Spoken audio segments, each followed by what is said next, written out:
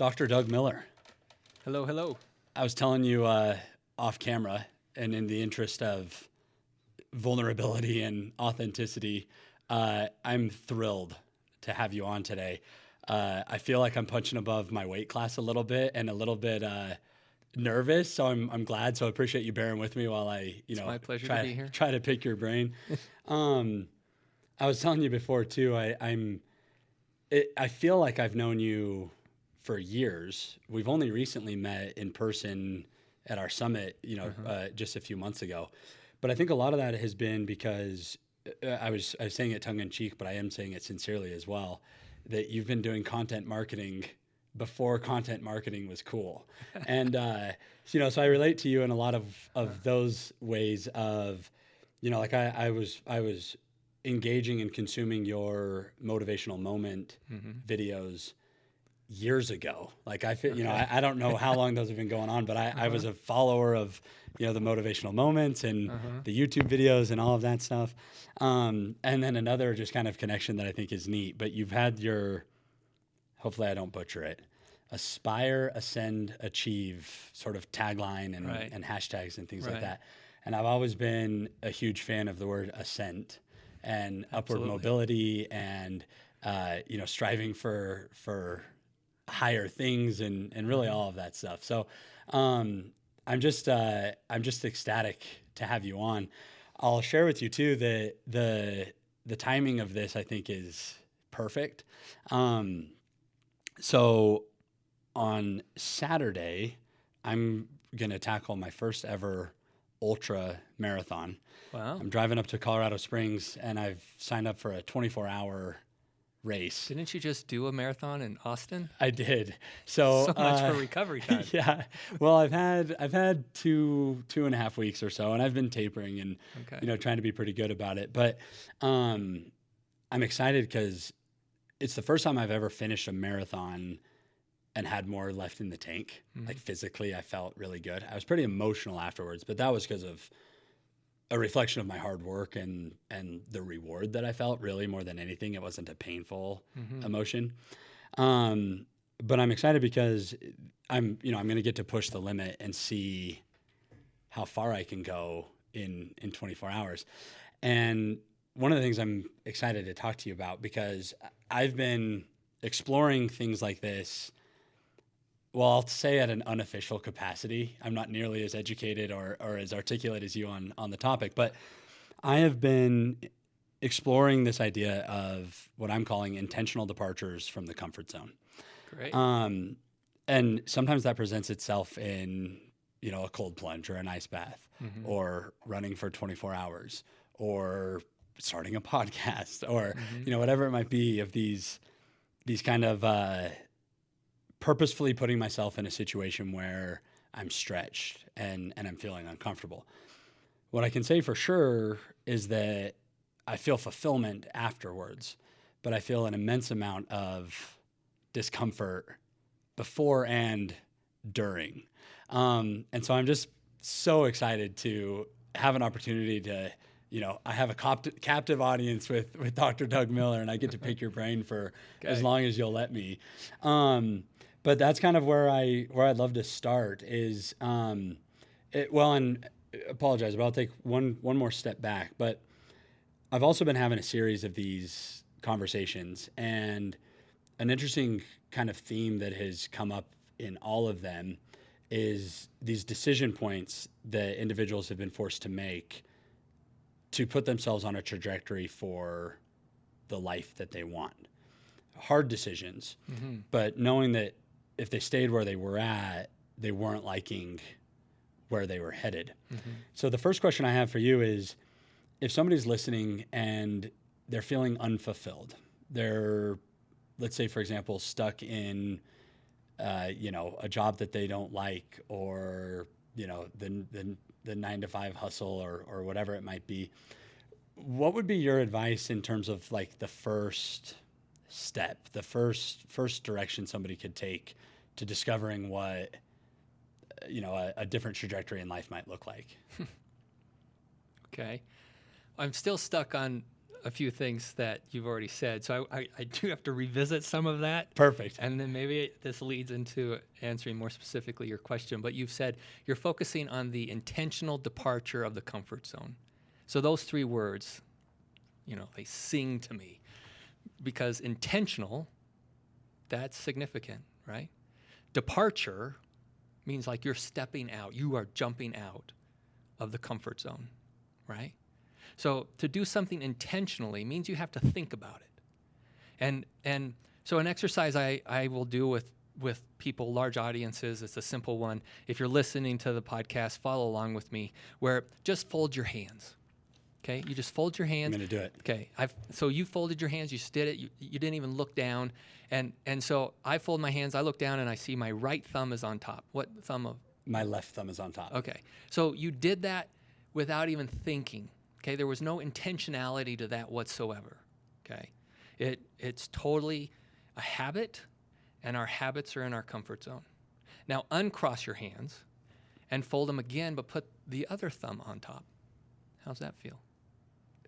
It feels uncomfortable. It does. It feels weird, doesn't it? Okay, so I put my left thumb on top, and it just feels weird. Okay, it is uncomfortable. So another thing is like fold your arms. Okay, you fold your arms without even thinking about it. Look down, and you can see, like for me, I have my right hand on my top of my left arm. My left hand is tucked underneath my right arm. Okay, and what do you have? Left arm tucked above, right arm tucked below. Okay, so uncross them and fold them now the other way. I don't even know if I See? can. Yeah, totally. Yeah. See, totally feels weird, right? Yeah. So the first time you did it was habitual. You didn't have to think about it. It's in your comfort zone. The second time you did it, you had to think about it. It was intentional. It was uncomfortable, which means it's outside your comfort zone, right? And so there are things that we do every day that we don't even think about, that are just habits. And those habits just keep us in our comfort zone. And those habits keeping us in our comfort zone tend to become sort of the things that we know. And so even today, I was meeting with a man who is very much like you've described, who's doing the sort of regular job but has no fulfillment in it, is really struggling emotionally because he knows he wants something different. But to try to get him to intentionally step out of that is really hard, because even though what he's doing sucks, he knows he hates it, it's what he knows. It's normal. It's become a habit for him, even though it sucks. So when we start exploring other things that he could do, be intentional to step out of that comfort zone, there's this part of our brain that lights up and says, don't leave, because that's unsafe. That is uncertainty. We don't know what's going to happen if you leave, but we know what's going to happen if you stay, and that's certainty, that's safe, that's secure. So don't leave. Even though it sucks, it's what you know, it's certain, it's in your comfort zone. We don't even have to think, okay? So intentionally depart from that comfort zone. When we then depart from that comfort zone, we have to intentionally choose to do that, and it's uncomfortable. Just folding your hands and crossing your arms, you can experience, yes, that's uncomfortable. But then you amp it up when you're making big decisions about work, right? Where the discomfort just amps up big time. So how do you then continue to keep going there?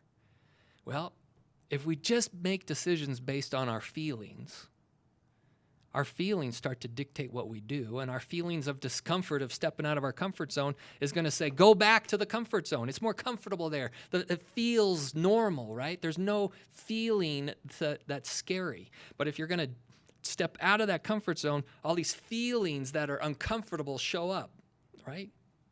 Uncertainty, anxiety, fear, yeah. Okay, is there. And so if you're saying, I don't want to feel that, then you're going to stay right back where you are, in that comfort zone. Now, here's the important thing to recognize, is that nothing great, nothing extraordinary has ever come from the comfort zone. Ooh.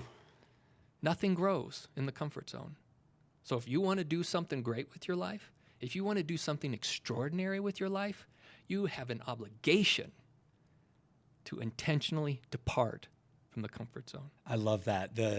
An obligation even, and that nothing great. So have you ever, I saw this saying, for lack of a better term, recently. Basically, it was a metaphor, and it was saying that if where you need to go is a mile away, you'll walk. But if it's 2 miles away, you'll take a bus. And then what ended up, through the conversation, where the conversation led was pretty much this idea where for a lot of people, they would actually be better off if their destination were further away.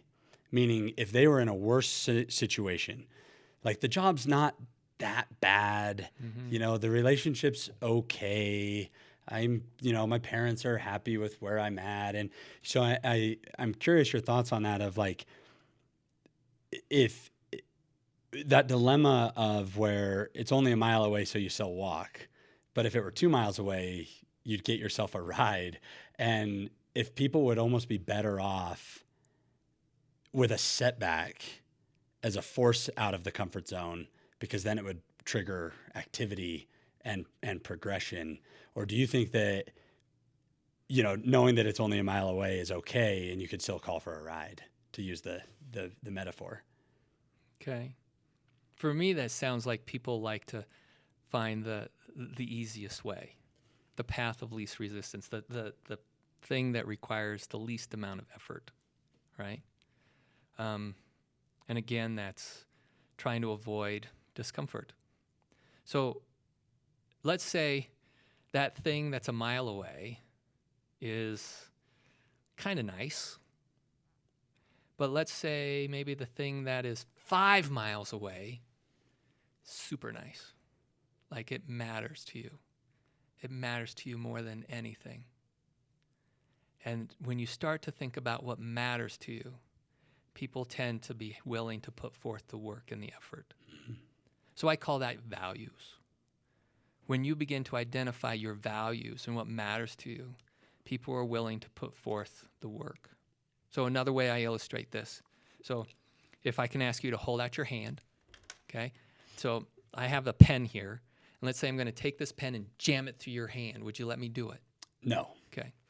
Now, I know that you have kids, so I know that your kids matter to you. Let's say I have to take this pen and jam it through your hand, but if you don't let me jam it through your hand, your kids die. Jam away, my man. Right on. Totally. I've done that exercise with hundreds of people, and every time I do that, people are like, no, you can't jab me in the hand. Okay, but then I identify what matters to them, and they say, bring it on. Okay? So to avoid discomfort, and that's physical discomfort, right? What's really hard is emotional discomfort. So it makes sense to avoid discomfort, whether it's physical or emotional. But then if you know what matters to you and you truly identify what that is, then people 10 out of 10 times say, bring it on. So you got something that's a mile away and it's kind of nice. But then you got something that's 5 miles away and it is 100% consistent with your values.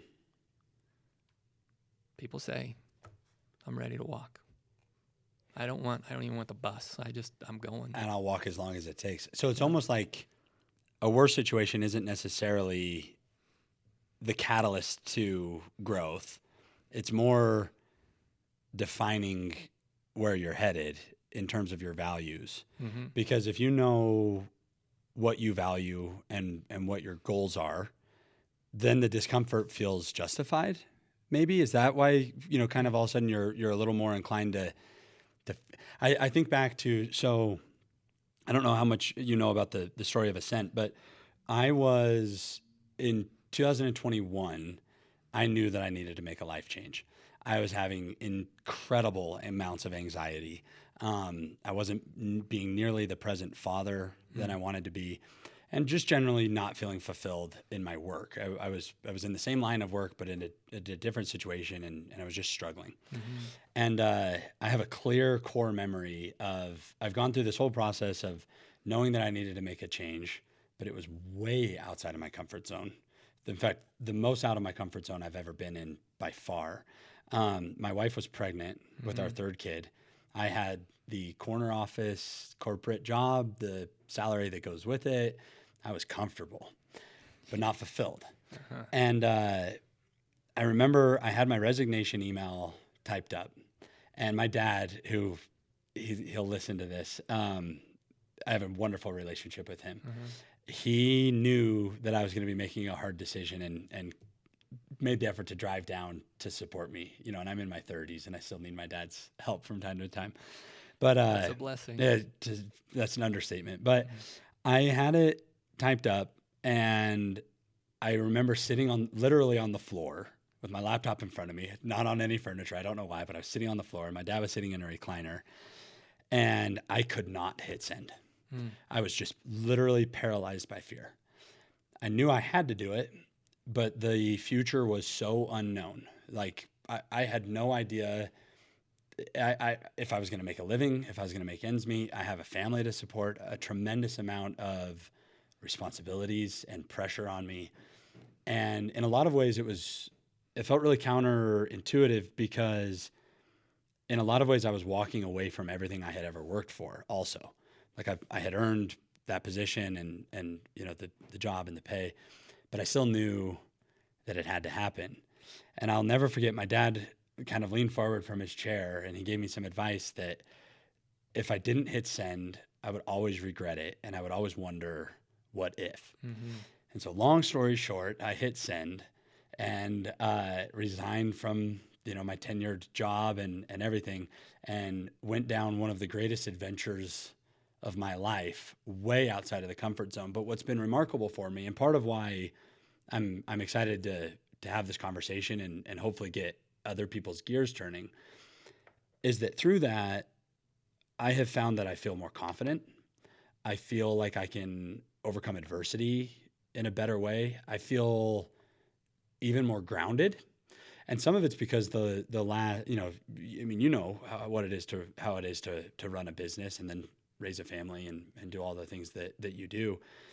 It's almost like I've got this stack of evidence now that says I can thrive outside of my comfort zone. Mm-hmm. And it creates this incredible sense of pride and fulfillment in me. And so it's just cool to see, like, that for me was the ultimate practice of it. Mm-hmm. And to be totally honest, I'm not sure I could have done it without my dad nudging me. What would your life look like if you let your feelings dictate what you do? Yeah.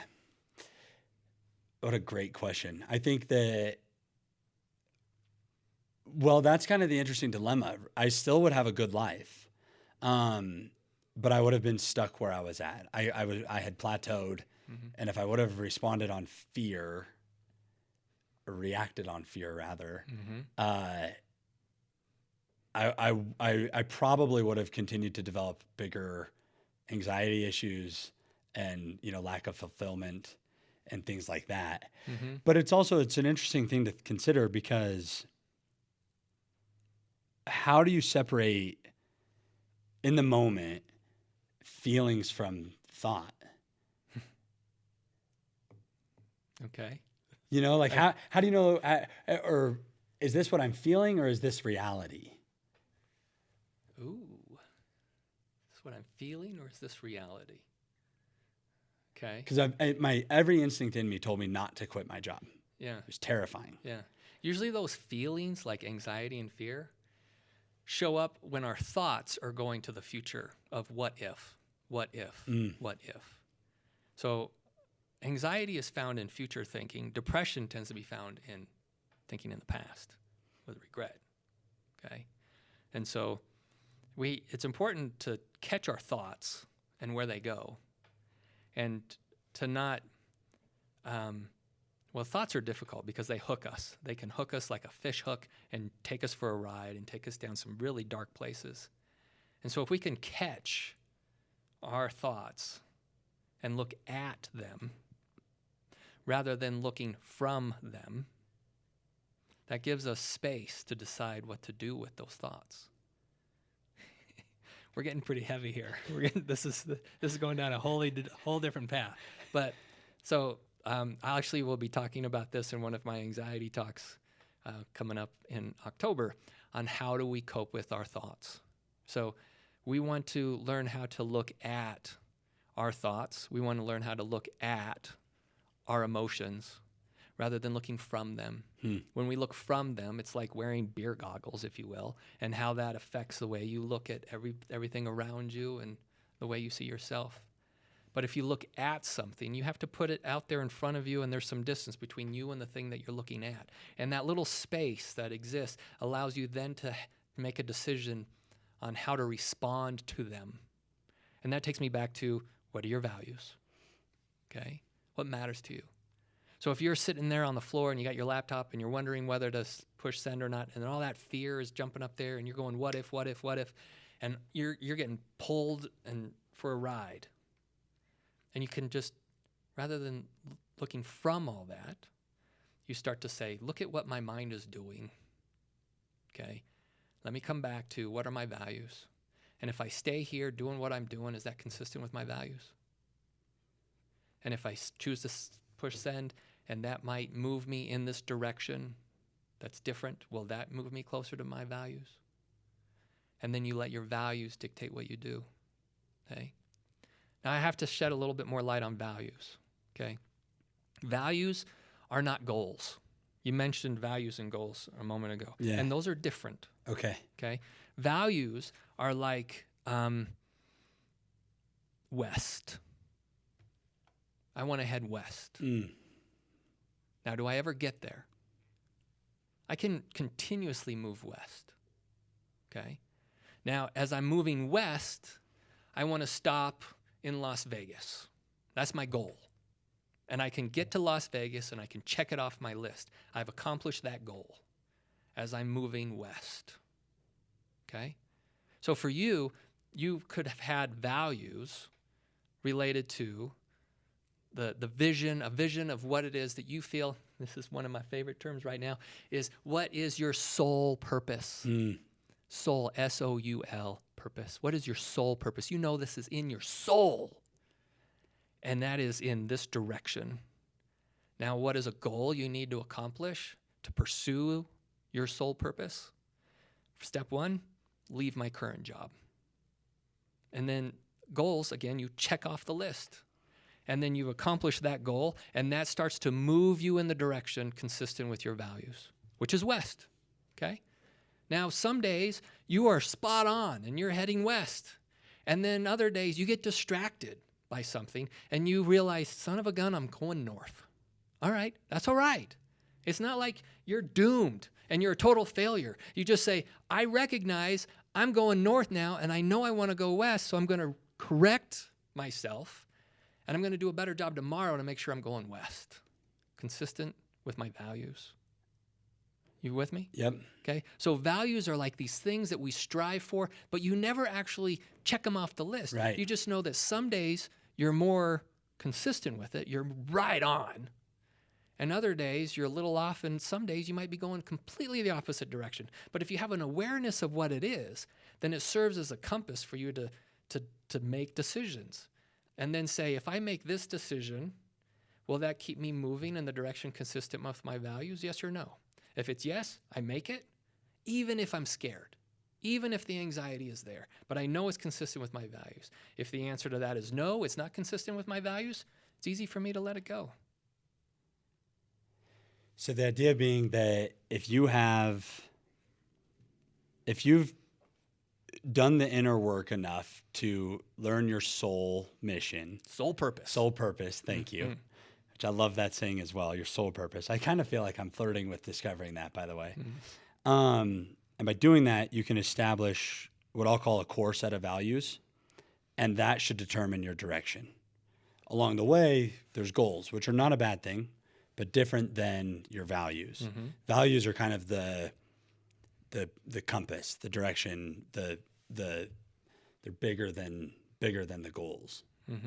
Love that. And so the goals are things that you can accomplish along the way as you are moving your life in the direction consistent with your values. And then the idea being, if you're moving your life in a direction that's consistent with your values, you should, because one of the things I had a conversation recently, my guest was talking to me about this need to prove others wrong or like validate himself based on the opinion of others. And the conclusion we arrived at was that that's fine to fuel him, like for like motivation and fire, but should not be used as the measurement of success. And the way I relate that to this direction and aligning your life and your soul purpose with your values is that you end up feeling fulfilled or happy or satisfied or whatever whatever comes from being aligned with your values. And that's a better measurement of success than these other metrics, like what people think of you or, peer approval or your salary or whatever. And I think that if we can figure out how to shift that, to reframe our thought processes on how to measure success in life, tracking it back to a feeling. And I know we're not supposed to make, decisions based on feelings, but I wonder if that's a better way to kind of look at that of like, I'm headed in a direction that's aligned with my core values, which makes me feel satisfied. And that is success right there because of the feeling that I get, not these other outside influencers or these other outside parameters that I think a lot of people can get so hung up on that they can lose the direction that they're headed. You end up focusing so much on how big your paycheck is, how big your house is, or what your friends think of you, or falling into, peer pressure or whatever it might be. Where if you could shift your focus on the trajectory being aligned with your values, which I just love that. It's such a profound way to look at where you're headed. I think that you can have a different measurement of success, which hopefully can, provide folks with a fair amount of peace to keep heading that direction. I also think it's important to understand that as we are on any journey, we can go a lot further. We can be a whole lot more successful if we don't go at it alone. And so it's important that you surround yourself with people who are like-minded, who could have similar values, who you could share with them what your values are, and then you hold each other accountable, or we support each other on that journey. Because if we're doing it just by ourselves, then I do think we run the risk of getting caught up in that whole line of thinking of how do I compare to others? Hey, oh yeah, I really am so much more successful than that person. And we start comparing and judging ourselves, and it gets us so caught up in our own heads. So, I encourage people to, and I mean, I say this because it's true for me too. Like I know when I am surrounding myself with good men who have similar values, who I can show up, be genuine with, and then gives me an opportunity to support them and ask them to support me, it keeps me more in line with my values and making me remember, oh yeah, remember, that's where you want to go, okay? You got all caught up in all this other stuff. And yeah, I want to redirect myself and remember what's important. And I think it's important to surround yourself with people who will help you do that. So don't underestimate the importance of surrounding yourself with good people. If you want to go fast, go alone. That's right. If you want to go far, go together. Go together. Is that why you reached out and wanted to be on the podcast? Yeah, absolutely. Yeah. I mean, when I saw what you were doing, I thought, well, that's very similar to my mission, trying to add some positive content out there in the world, because there is so much negative stuff. I'm telling you, it takes no effort whatsoever to find something negative. It takes no effort whatsoever for us to think negatively about ourselves and see that we're not good enough, smart enough, beautiful enough, just good enough, right? It takes no effort whatsoever. It takes effort to put something positive out there. It takes effort to have a positive difference in the lives of other people.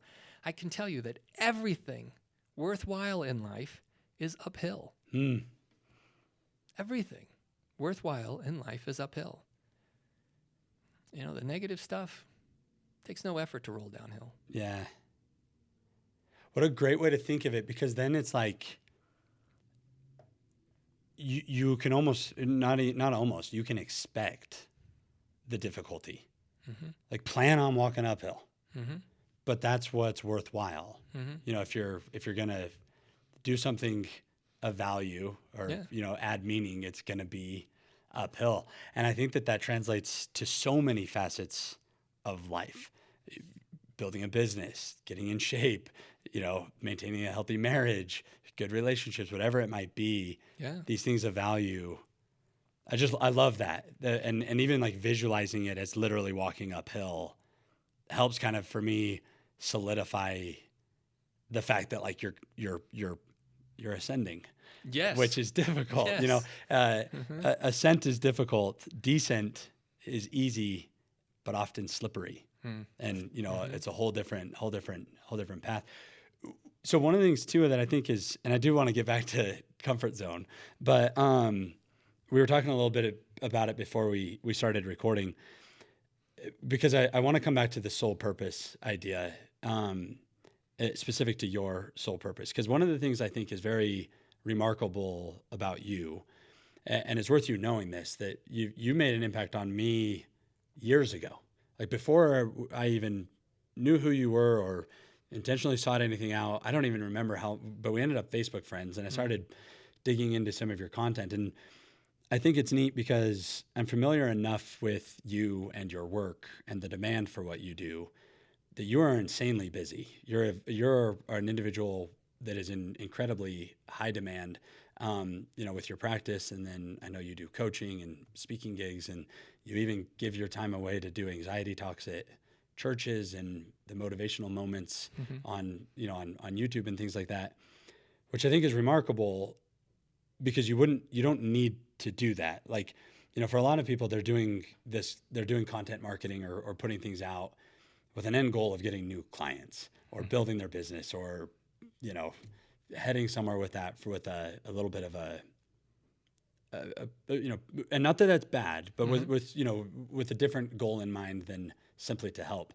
I gather from you in conversation that you truly just want to help, because you're incredibly successful in business and in other ways. So I'm curious, I'd love to kind of hear some of your thought process on, why you continue, why you're talking to me even, and why you're doing the free talks at the church, the anxiety talks and the content and things like that. I'm speculating that that's because it's your values and that it's aligned with your soul purpose. But I'd love to hear from you on if that's the case and how you got there. Okay, man, this could go. How big of a story do you want? I got all the time in the world. Yeah. So everything that I talk about here isn't just something I've read in a book. It's stuff that I've lived, stuff that I've experienced. So my training is in, I originally went to seminary to be a Methodist pastor. And while I was in seminary, I got to work with kids with cancer and their families. I'd go into the hospitals and be with the sickest kids. And I would watch people at their most vulnerable and intimate moments with these families. And those experiences, I tell you, challenged my faith. I mean, I really wondered if there was a God, how could what I'm witnessing possibly happen? Yeah. I actually graduated from seminary, and I was incredibly angry at God, and decided not to get ordained to work in the Methodist Church, and instead had an opportunity to go then pursue my doctorate degree in clinical psychology. I know I enjoyed those moments with families and kids, and I was encouraged to perhaps be a chaplain because of that skill, and decided to pursue my doctorate in clinical psychology after I graduated from seminary. And all those years, I was I was struggling. Struggled with my faith. Struggled with sort of this idea of the way I thought my life would go, and it wasn't really working out the way that I had planned. My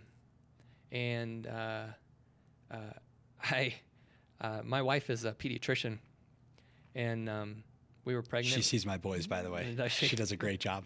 Well, so she does a great job because of some of our experiences. We had our first child. We have 4 kids, and our first was born 3 months premature. Kelly was working as a resident in ER in downtown Denver, and she had a placental abruption, which is terrifying. And I remember waking up in the middle of night, and there's blood in our bed. Wow. And I go running to the bathroom, and Kelly's pulling clumps of blood out of the toilet, saying, "I'm looking for our baby." And drove her to the hospital, called the ambulance, and realized I could get her to the hospital sooner than you guys could get here. Drove her to the hospital, and we spent time in the hospital trying to keep our little boy alive in her belly. And she was jumped up with all these drugs to keep her from having this baby boy. And all this time I was going pretty much just in full disclosure, F you, God. Yeah. Like, really? This is how you work? You're going to take away my baby and my I thought you were going to take away my wife, Like, I was in some dark places there. And now I realize that experience, as tough as it was, it allows me to sit with people who are in some pretty dark places and are saying, F you, God. And I realize you don't have to run away from that. Allow yourself to feel all that there is to feel, and that is part of life. Like, that is the beautiful part of life. Life, like truly, fully lived, vibrant, full life, has all of the ups and all of the downs, and the darkest of downs. Okay? Now, my son was born 3 months premature. He was in the little incubator thing. We were told, all these what ifs, horrible things. He came home from the hospital on oxygen at 7 weeks after he was born. Our second child is born here in Durango, Hannah. And about 12 hours after she was born, we learned that she has a heart defect, pulmonary valve atresia, and we need to get her on a plane and fly her from Durango to Children's Hospital. Like right away? To save her life. Wow. My wife. Hours after birth? About 12 hours after she was born. My wife had a C-section, and she's like, I'm getting on the plane.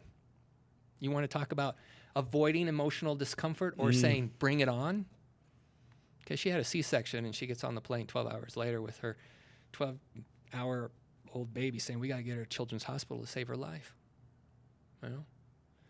And I remember driving from Durango with our oldest son and our 2 Labrador retrievers, and the whole way driving up there saying, F you, God. Yeah. This is how you work? Really? Seriously? Again? Like, what do I got to do? Right? Hannah now is a freshman at University of Colorado in Colorado Springs. She has developmental delays. She has a low IQ, largely because of the rough start she had. But she is known as Happy Hannah, and she has brought tremendous joy to our lives, I look back on that experience as those dark times, and I actually wouldn't want to change it. Interesting. I mean, another part of that story is that I remember sitting in that cardiac ICU with Hannah after she had just come back from a second open heart surgery to try to save her life, and she looked awful. There was nothing hopeful about that experience at all. And I had an experience that brought me back to God. And so I always look at my daughter Hannah and say, she brought me back to God. Wow.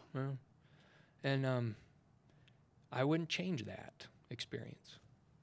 Oftentimes I have to take myself back and remember that experience because it was so profound and so magnificent. And as time passes on, it's easy to forget it. But I wouldn't want to change it, you know? And so my wife and I knew we always wanted to have 4 kids. Right? We had our third. And amazingly, like Corbin was born 3 months premature. Hannah was born with congenital heart defect. You know, Corbin came home after 7 weeks of life. Hannah came home after 6 weeks of life. Our third child, Emery, she was born without any issues. Like we went home from the hospital 24 hours after she was born, and we didn't know, like, how do we do this? Yeah, it felt weird that it was normal. Yeah. And Emery went on her first camping trip when she has 5 weeks after she came home from the hospital. She was on her first camping trip. But we were also told, like, my wife really shouldn't have any more kids. And, you know, we had a plan. Our plan, like, what happened to our plan? And thankfully, that plan didn't work out because we ended up adopting our 4th child. And our son, Mason, we adopted him from the Democratic Republic of Congo. Perhaps the most unstable and violent country in the world. And you want to talk about fear? Like stepping out of your comfort zone? Yeah. But my wife and I, we knew we wanted to grow our family. We know we wanted to provide a family for a child that otherwise wouldn't have one. And we were willing to feel the fear and do it anyway. And we flew to the Democratic Republic of Congo. And you physically went there? Oh, yeah. Wow. Yeah.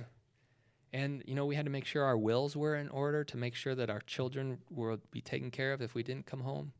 And, of course, in my mind are those thoughts saying, what in the world are you doing? This is irresponsible. My parents were saying, this doesn't make sense. This is completely irrational. And I would say, you're absolutely right.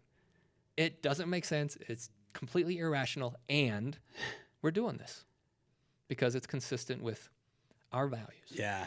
And what we want to do. At the time, was that a conscious connection, the values and the decision, or was that a subconscious thing that you just knew you wanted this life and that your family didn't feel complete and that you were going for it? Like, at what level were you? Because I know you were obviously studied and, you know, educated on the world of psychology. Mm-hmm. I'm just curious, living it, if that was or were you able to kind of recognize that this is aligned with my values and we're going to do it, or that it just felt right? Remember that term, your soul purpose? Yeah. So your soul, S-O-U-L, like it's in your soul. It is deep. It's a calling. You know it's there. You can't like pull it in your hands, but you know it. And it pulls you. It pulls you.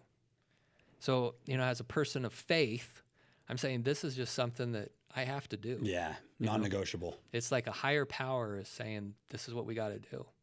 And it wasn't easy. I mean, honestly,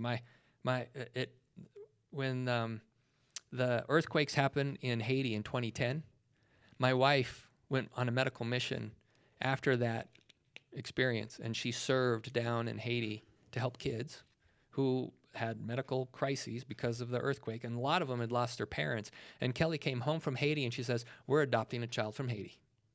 And I was like, okay. And so we started the adoption process to adopt a child from Haiti. And Haiti was so overwhelmed with families wanting to adopt orphan children, they shut their borders down. Oh, wow. And said, there's too much. So you don't hear about that positivity, by the way. No. So they just shut it down, and we were told, you can wait until we open it back up, or there's other kids in other countries that are orphans who could also use a family. And I said, okay. They start sending you pictures of kids who are orphaned in the Democratic Republic of Congo, which is one of the countries, the agencies we were working with had orphans. And that's just not fair, right? They start sending you these kids. You're done. Yeah. And because my wife was like, okay, we're adopting a child from the Democratic Republic of Congo. And I was like, honey, I can understand Haiti because you went there, right? You served there. You saw these kids. Like, I think of the Democratic Republic of Congo, and I think of like Ebola virus and anaconda snakes and like violence and guerrilla warfare. Like, what in the world are you thinking? Right. She's like, I just know we're supposed to do this. So we started the adoption process, and we were matched with another little boy, and we had gone through the process for probably over a year and a half. And we were about a month from going to the DRC to pick up this little boy. And in that country, they announce, like, this child's going to be adopted by an American family unless there's a biological relative that comes forward and takes him. And a biological relative came forward and took this little boy. Golly. We were sending him, care packages. We were talking about him around the dinner table. We have his picture. We're getting ready. Wow. For this kid. Calling him by name. We're using his name around the house. And it was gone. We lost it. And so we're like, ah. And of course they said, you can be done, or you can keep moving forward. You can keep walking uphill. Keep walking uphill, yeah. And so we said, we'll keep moving forward. And then we're like, the agency said, this little boy was just dropped off at our orphanage. And we all think that he's meant for you. And so they said, can we send you his picture? I said, yeah, you can send us his picture. And we looked at that photo, and Kelly and I both immediately knew, like, yeah, that's our son. It's going to happen. It's going to happen. Because you just felt it. Like, in your soul, you just felt it. And so, we started that, in 2010, and we finally brought Mason home in March of 2013. Took 3 years. Everything worthwhile is uphill. Love that. Do you feel like, because it's just the passion and the fulfillment that you have because you have found your soul purpose is clear. Like it precedes you even. And I think that's why I've been so excited to get to know you and chat with you and stuff. Because, and when we have the benefit of social media where you get to know people even though you haven't necessarily met them in person. But I'm curious because, we've talked about the comfort zone and we've also now touched on intentional and unintentional departures from it. And then this idea of your soul purpose and aligning life with your values to fulfill your soul purpose. Do you think that, because you look, and this is way overgeneralizing, but just for sake of the conversation to generalize, I think that there's a tragedy amongst many Americans that feel, and even beyond America, but people that feel unfulfilled and stuck. Do you think that it's because of that they haven't defined their soul purpose yet, and that then can facilitate these departures from the comfort zone? Or do you think that departures from the comfort zone can help you identify your soul purpose? Like you learn yourself a little bit more when you're walking uphill. Yeah. Yeah. Again, remember, nothing grows in the comfort zone. So if you want to grow, you have to step out of that comfort zone. And then it's in that discomfort, it's in the challenge, it's in that struggle that you learn about yourself. Mm-hmm. Okay? And it's in that's where growth happens. So, and then, another piece that's part of that is that doesn't stop. Like if you step out of your comfort zone and you hang out there, you stay there, that then becomes your new comfort zone. So then you have to intentionally choose to do it again. And you stay there, and then that becomes your new comfort zone. Once isn't enough. And then you have to do it again. Darn it. Well, not darn it. Thank God, because that means this is a lifelong journey. Yeah. Right? It doesn't matter how old you are. If you have a growth mindset and you're intentionally trying to grow yourself, then you are intentionally finding ways to step out of your comfort zone to continue growing no matter how old you are. And I know people who are, into their 80s and still doing that, still choosing to step out of their comfort zone, still growing, still living life, that's vibrant and exciting and scary and fearful and all of it. That is what a wonderful life is. It's got all of the emotions, right? Sometimes we get so caught up in what are positive emotions and what are negative emotions, and we want so much more of the positive emotions, and we don't want the negative emotions. But if we could just all call them natural emotions, because that's what they are. There's really not positive and negative. We label them that. Right. Okay? But in the grand, big picture, these are natural emotions that show up naturally based on the circumstances in our life. Like when you are faced with possibly losing your child. There's natural emotions that come with that, right? Right? When you are faced with the idea of trying something new that you've never tried before, there's natural emotions that come with that.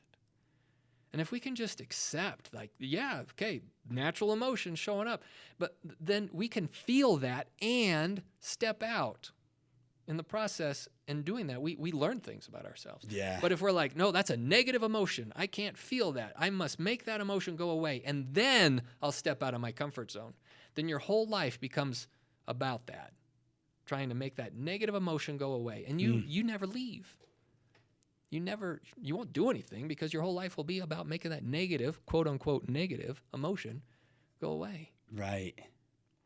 Yeah, it's so, you word it so well of the, trying to make the negative emotion go away, because it almost feels like instinctual to avoid those, certain feelings.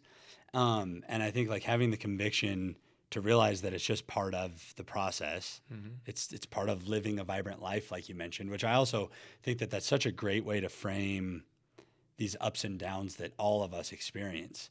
Like, how beautiful is that we get to feel these joyous moments, we get to feel these sorrow moments and struggles and anxiety, and pride and reward and accomplishment, and this whole mixture of things is what makes this ride around the earth so rich. Totally. Like if you, and that's where it's a lot of the reason why I love running, is that it's such a microcosm for life. You have to show up. Nobody can do it for you. Mm-hmm. You have to keep putting one foot in front of the other. You'll experience a tremendous amount of pain, but if you simply don't quit, you also feel a tremendous amount of reward and, satisfaction and like it all sort of paid off. And I just think that being able to recognize that that's a reality of life, living your life, you're going to have these ups and downs and these other natural emotions, such a healthy way to frame that, because then you don't feel the instinct to run away when certain of those emotions creep up.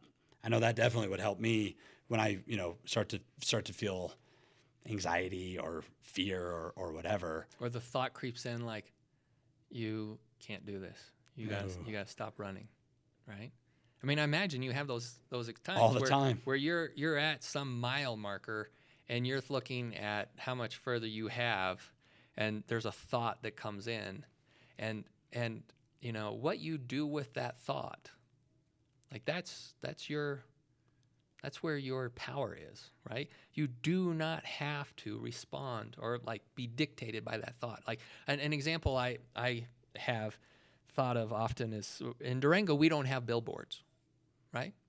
But whenever I drive down to New Mexico, as soon as we cross that Colorado-New Mexico line, there's billboards. Yeah. And because like you don't see billboards here around in Durango, it captures my attention. Yeah. Right? And so like I look at them. I look at those billboards. Now, do I immediately do what that billboard tells me to do? No, I just look at it, think, that's interesting. Acknowledge it, see it. And keep moving, right? And so if we could treat our thoughts like we treat billboards, because that's exactly what they are. It's just another sign that's popping up that has something that says, you can't do this. And you just look at that sign and go, interesting. Gonna keep doing it, and I'm moving, right? But sometimes we're like, oh, I have the thought I can't do this, so I guess I can't do this. And life doesn't have to work that way. If you can just look at that thought, like you look at a billboard, and just saying, I see that, and that's interesting, and I'm putting one foot in front of the other, and you do that. So like pushing ourselves physically is a great experiential exercise on how we cope with that stuff. Yeah. Right? Because it happens, whether you're CrossFit or running or, hiking or something that's physically taxing. We usually hit some point where we're thinking, I can't do this. And then surprisingly, you're like, well, son of a gun, I did. What do you know? Yeah. So realize, you don't necessarily have to believe everything you think. Say that again. You don't necessarily have to believe everything you think. What a great statement. You don't have to believe everything you think. Would it be fair to say or to assume that you can train your mind by taking those intentional departures from the comfort zone? Like cold exposure right now is kind of trending and blowing up, and I've loved it for the psychological benefits more so than the physical ones even. But I'm curious your thoughts and your professional opinion, really, if people can practice that, like the intentional departure from the comfort zone, even at a micro scale, these little running an extra mile or getting in the cold exposure, or having the conversation you don't want to have, or whatever it might be, that you can actually train. Your watch, move it from your left wrist to the right wrist. Simple as that. Simple as that. Wow. Because it'll feel weird. And that's good? Totally. Yeah. Because I promise you, if you do that, you move that watch from one wrist to the other, I think research has shown it takes like 17 days, and you won't even notice it anymore. It won't feel weird anymore. And the same logic applies to life. Yeah. So when you step out of your comfort zone and you stay there, it then becomes your comfort zone. Okay? It's just that you have to stick with it long enough. Yeah. Right. So the watch example, 17 days or whatever, any perspective on, and I don't know if it's even a fair question to ask, but you can move your watch from one arm to the other, and in 17 days, you won't even notice. It feels normal. That's your new comfort zone as it relates to wearing a watch. Yeah. What's a realistic expectation in terms of, meaningful evolutions from the comfort zone? Years, months? Does it vary for individuals? Because one thing that and I don't know if this is a stretch or if it applies and is relevant, but I definitely feel it in my life, that oftentimes when I'm leaving the comfort zone, I feel imposter syndrome. Having you on my podcast, I feel imposter syndrome because I'm out of my comfort zone, starting the podcast in general. I've been and I wonder sometimes if that's an insecurity presenting itself, or just the fact that I'm out of my comfort zone and I'm growing and I'm learning a new skill. This is only the 7th time I've ever hosted a podcast. I'm very new to it. And so I'm kind of curious if do those emotions of imposter syndrome or the uncomfortability of being out of your comfort zone, if there's any studies or just even your professional opinion on realistic timelines before you've now grown into a new comfort zone, and how that might look. Yeah. So I think the research says it's 17 hours of exposure and 3 weeks of consistency. Yeah. Yeah. I think that's right. But I mean, some of it is going to be depending on what it is that you're doing. Sure. I mean, I think it's important to understand that making huge jumps generally doesn't happen overnight. Well, I mean, let's take, for example, you're going to go into a cold plunge, but more like a freezing cold body of water, okay? And you could just jump right in. And when you jump right in, it's going to be shocking, right? That freezing cold, it's got a shock. Yep. But if you stay there long enough, what happens? You get used to it. You get used to it, right? Or you could slowly, gradually walk in like at the beach where it slowly gets deeper. And extend the misery. You can extend it, yeah. But ultimately, the outcome is the same, right? You eventually get to that same depth, and you stay there long enough, you get used to it, okay? And so, sometimes I'll see people who are going, I'm going to make this huge change in my life, and they plunge in, okay? And then it's really uncomfortable. It's scary. It's that shock, and they jump out, and they go right back to nice and warm, outside of that water. Comfortable. Okay. So I generally say, let's take the gradual approach. Okay. And know that as you are taking that gradual approach, it's like planting seeds. I mean, there's a planting season, right? There's a growing season, and then there's a harvest season. And seasons change. And so, I would say invest in planting seeds for yourself. And that's, reading books, listening to podcasts, attending seminars, doing things.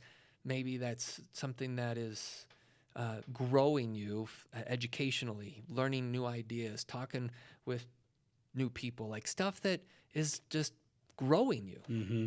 I mean, that's investing in yourself, right? And you're planting seeds. And then you're taking care of these things by just, like you're watering the seeds. Well, what does that look like? I'm staying consistent with what I'm doing, whether it's my exercise program or, I'm staying consistent by showing up to meeting with the guys on a regular basis, not to drink beer, but to like really check in, show up, be genuine, and like, how can we support each other? Right? Yeah. It's being consistent on like waking up at the same time in the morning to do the things you want to do, whether it's exercise or some people, spend some time meditation or do something that you're making a commitment to yourself, not because anybody else says you should, but you're making a commitment to yourself to do this stuff. Then that's like taking care of those seeds. Yeah. Right. And then eventually it's harvest time. Yeah. And you reap the rewards of that. I love that. It's Jocko Willink. I read his books, Yeah. but Extreme Ownership. Yeah. I recently read that. It's a great read. Yeah. But he's got that philosophy that discipline equals freedom. Uh-huh. And I kind of relate that to, your idea of sticking with it and consistently and showing up, because at the other side of that is those breakthrough points. And you're now comfortable in this new layer of this new level of the comfort zone, so to speak, because you practiced discipline for so long. You've created some freedom for yourself to kind of be at that next level. Mm-hmm. I'm curious, how do you clearly have a growth mindset. Mm-hmm. And it's clear that there's been several iterations of your comfort zone. How do you know personally when it's time to grow again? Like when it's time to try something new or get a little bit out of your comfort zone? Mm-hmm. What does that look like for you? Well, I guess in my career as a psychologist, there are things that I do. Well, let me say there are things that I did that I no longer do, because I started to recognize there are things that I might do, but I'm not very good at. So let that go. There are things that I do that I'm good at, but it really is not fulfilling for me. So let that go. Where can I find the things that I'm good at and are fulfilling? Fulfill you. Yeah. Okay. And so when I started to really think like that, it helped me be more intentional on how I spent my time as a psychologist. Okay. And if it starts to feel like it's more of a drain than an uplifting experience, I love working with people who want to meet with me, who want to grow, who are willing to do the work to change. But somebody who comes in and they're like, all right, change me. Yeah. I'm not willing, I don't want to be here. Yeah. Yeah. I got to be here because somebody told me I have to be here, and so I'm here, and like, this sucks. I'm like, well, then I don't want you here, right? Like, I don't want to be the one working harder in this room. Okay. So people who are willing to do the work that's necessary to achieve the results that they want to achieve, I love that. But there were a lot of other things that I would do that I was like, okay, I'm doing them because it pays well and I know I'm good at it, but it's not very rewarding. Well, eventually I had to say, let me let go of that stuff. And then I have to let go of that stuff. So then there's this space for me to do the things that are fulfilling. Like, it wasn't until I had to say no to some things that I had space in my life to say yes to some new things that were more consistent with what filled me up. With your values. Yeah. Yeah. But I mean, there's that part of my mind that says, yeah, but this pays really well. Okay. And it's consistent. It pays well. You're good at it. And then I'm like, yeah, but it just, I hate who I am when I come home at the end of the workday. I'm not present for my wife and my kids. Like, this is not who I want to be. And so I'm going to intentionally say no to that stuff. And I'm going to open myself up. Now I have some availability to invite some new things in that can help me keep moving in the direction of my soul purpose and my values. Okay? And so, like, doing talks for the community, like, I do that because, man, I just am energized afterwards.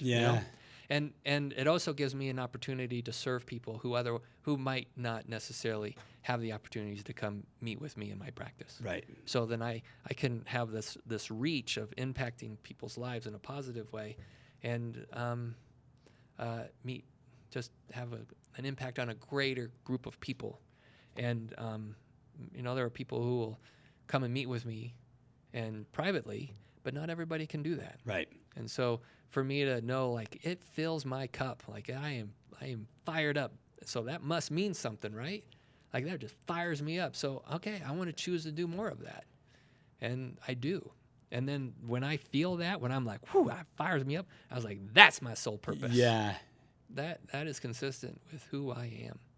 I love that. And it's a lot of what I'm trying to accomplish is, I see this soul on fire in you and in so many other people. And I have it in me, and I have this desire then to, like, share the formula for that. And not that there's a formula, but to share the things that we've kind of, that I've learned along the way, because I just am so dang happy. I want other people to feel like that. Mm-hmm. And so I just relate so much to, like, leaning into the things that make you feel alive. That I the other day, long story, so I won't tell the whole one, but I ran a marathon. A few days later, my boys and I went on an adventure, and we went on a deer hunt together, and we ended up getting a deer, which was remarkable because I had a 5 and a 3-year-old with me, and I got a deer with an open sight muzzleloader. But whole story there. But I was packing it out afterwards, and it was a little bit of a moment because the sun was going down, and I knew I had to keep it a positive experience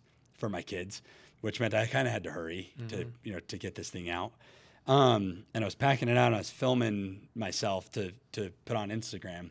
And the way I worded it was that my body is wrecked, but my soul is on fire. Oh, wow. Like, I just felt amazing because I was doing things that truly filled me back up, which then let me be a better version of a better husband, a better business leader, a better marketer for my clients, a better dad for my kids. And I think there's so much power in finding those things that light your soul on fire and then leaning into them. And what I think is fascinating that we've established through the conversation is that in order to do that, you have to leave the comfort zone. Like, you have to do hard things. You have to walk uphill to even figure out what lights your soul on fire in the first place. Right. You got to test some stuff. Right. So I'm curious if they're inversely correlated or not, because you mentioned in the past, having patients that sometimes necessarily didn't want to be there, or the motivation wasn't coming from within for them. Where my curiosity is can you teach people the rewards and the benefits of leaving their comfort zone by a forceful departure from the comfort zone, whether that's like somebody coming to therapy that doesn't want to be there, or life throws consequences at you, or whatever it might be, that then can shift to this soul purpose and kind of finding a fulfillment path? Or do you feel like it has to be a conscious decision first to get the benefit from leaving the comfort zone? I think it has to be a conscious decision first. Interesting. Yeah. I mean, I can lead a horse to water, but I can't make him drink, right? Yeah. Anytime that I try to make my kids do something, it turns into a battle, and I lose. But if they choose to do something, you know, they're more invested in it, and they want to be successful at it. So, you know, I can let people know, you know, these are the, that's a common question I'll ask people is take a look at what you're doing and ask yourself, how's that working for me? And if it's working well for you, keep doing what you're doing, right? Don't change. But if you ask yourself, how's that working for me? And you don't think it's working very well, then would you be willing to try something different? And usually, but they have to choose. But they have to choose. I don't tell them you have to do something different. Just, you know, are you willing to try something different? Yeah, I'm willing to try something different, even if it's hard. Even if it's hard. Okay, let's go. Especially if it's hard. Yeah. Yeah. Yeah, which I think is, for me, a dilemma, you know, because I've got loved ones or friends or, you know, all sorts of people in my life. And when I reflect back, I've sort of had this tendency of trying to pull people with me. You know, like it's like I mentioned earlier, I want everyone to be happy. I want everyone to lead fulfilling lives and, you know, to find their soul purpose and pursue it and do the things that light their soul on fire. I got to time you out there, though, because happiness comes from getting what we want. And we will never, always get what we want. Yeah. Okay? So, like, I try to say, it's not what makes me happy. That's not the goal, because happiness comes and goes. It only comes when we get what we want, and that we don't always get that. So I would say pursue joy. Ooh, way better word anyway. Yeah, because joy comes from being who you truly are. That's in your soul. You get joy from finding your soul purpose. Totally. Brilliant. Yeah. Yeah, thank you for that. Okay. So I've wanted people to be joyful. There you go. And and I've had a tendency of like saying, I've found joy, come with me. Yeah. You know, and I've realized that doesn't work, which has been a hard lesson for me to learn because and thank goodness I have amazing, loving people around me that see that I have good intentions, but they're like, Ben, that's your journey, man. Yeah. I've got my own journey and you know, I'm going about it this way.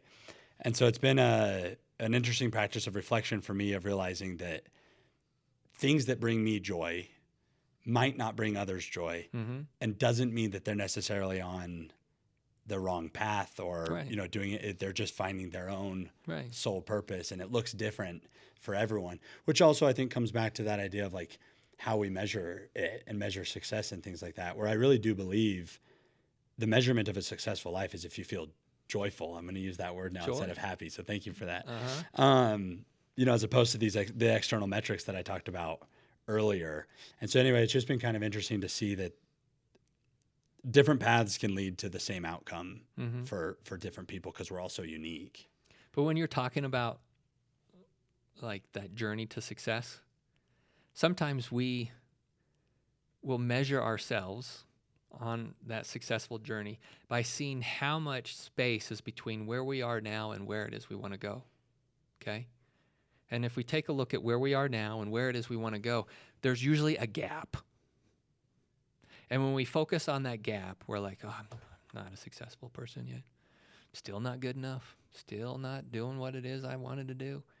And that is focusing on the gap. Okay? But if you take a look at where you are and you kind of turn around and look at where you've come, you can see all that you've gained. Okay? And then when you see how far you've come and you can see that gain, well, I'll be damned if you don't look like a success to me, right? So when it comes to those measures of success, are you focusing on the gap or the gain? Because I promise you, our minds are focusing on the gap. There's always a gap. There's always a gap, okay? Our minds do that. So catch it, I mean, like, oh, I'm going to turn around and look at how far I've come. And look, that is intentional, right? You got to be intentional to focus on, look at the gain.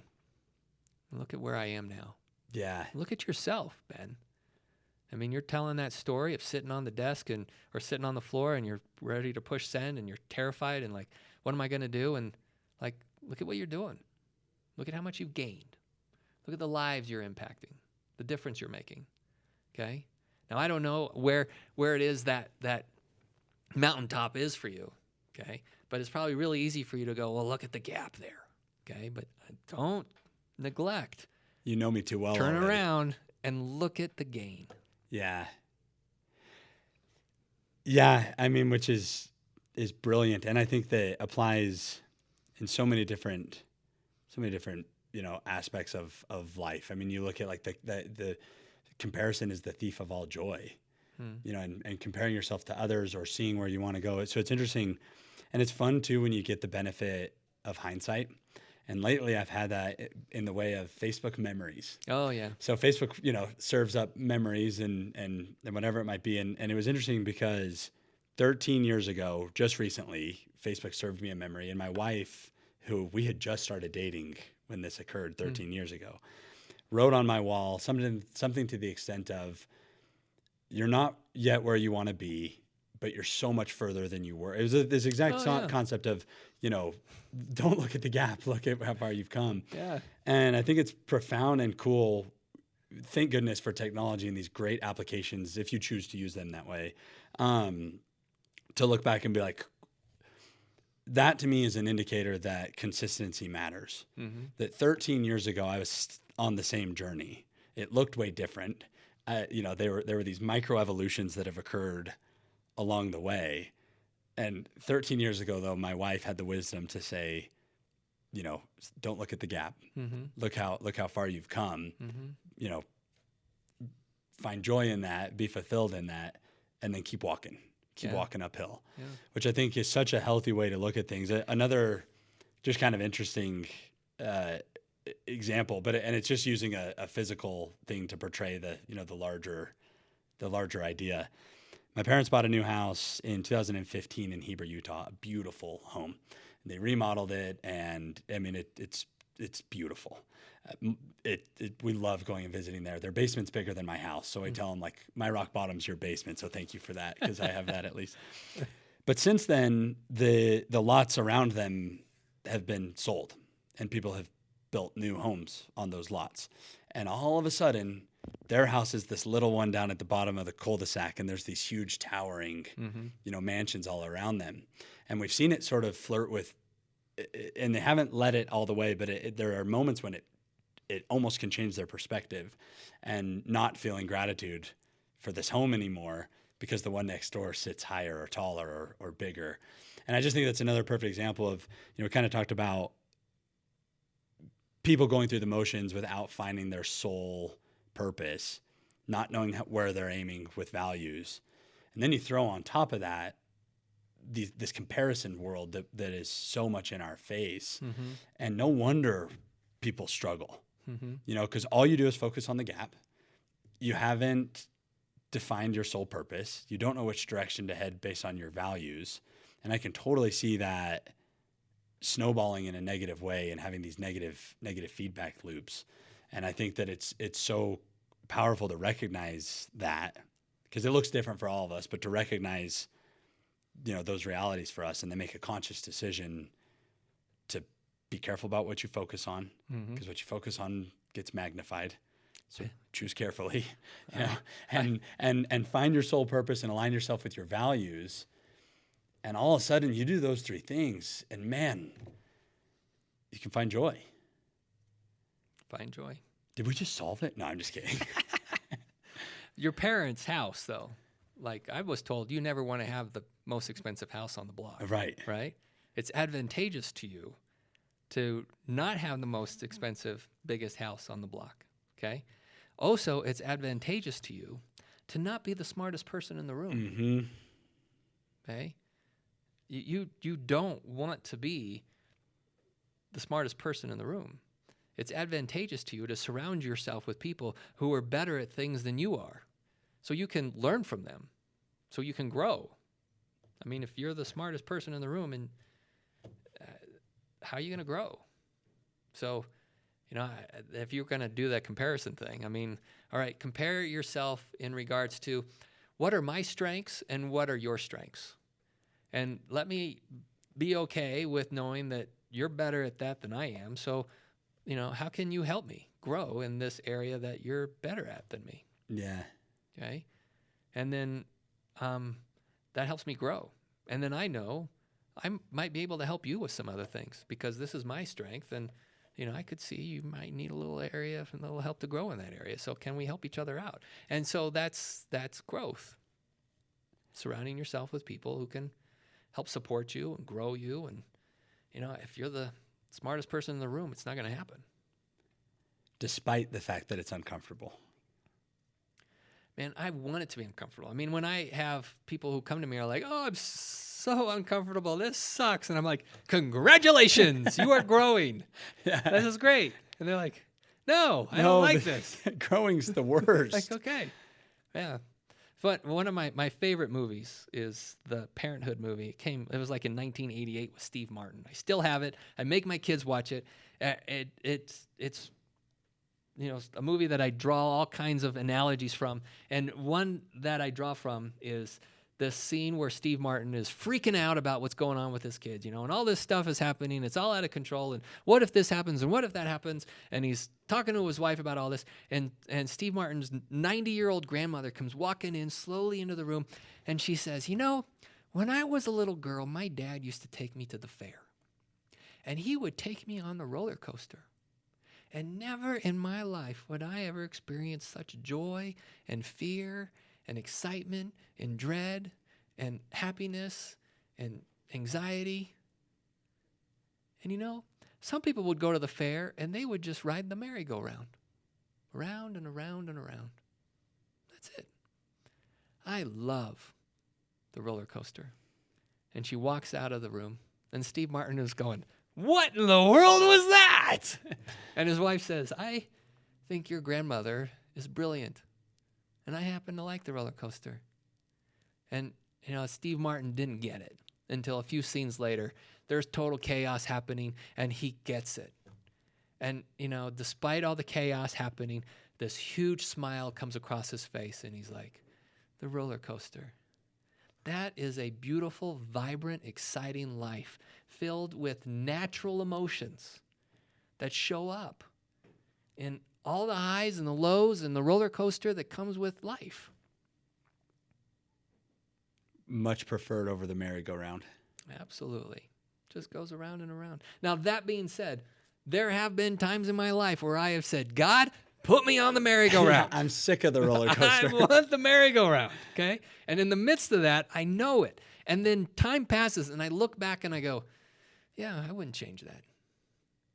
That was life. That was real. Yeah. I learned a lot of things about myself. I felt something. Yeah. Yeah. Yeah. It's amazing. Doug, thank you so much. I want to thank you on several levels. One, thank you for taking the time to talk to me because, again, to reiterate, I know how busy you are. I know how valuable your time is.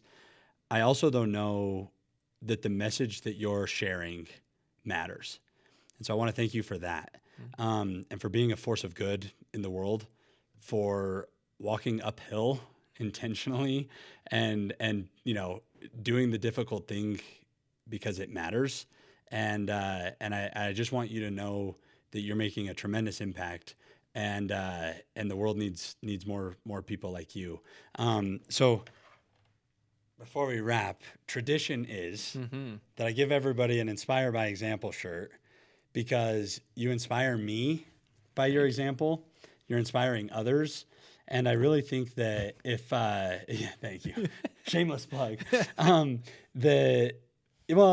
of comes back to that idea that if we want to go fast, go alone, but if we want to go far, go together. And I'm sincerely grateful to have you in my corner and that we can, go down a similar path together and amplify each other's voices and amplify the message and hopefully spread a little bit of good. So very sincerely, thank you so much. Well, I appreciate this time, and I want you to hear that you are a person of value who adds value to people.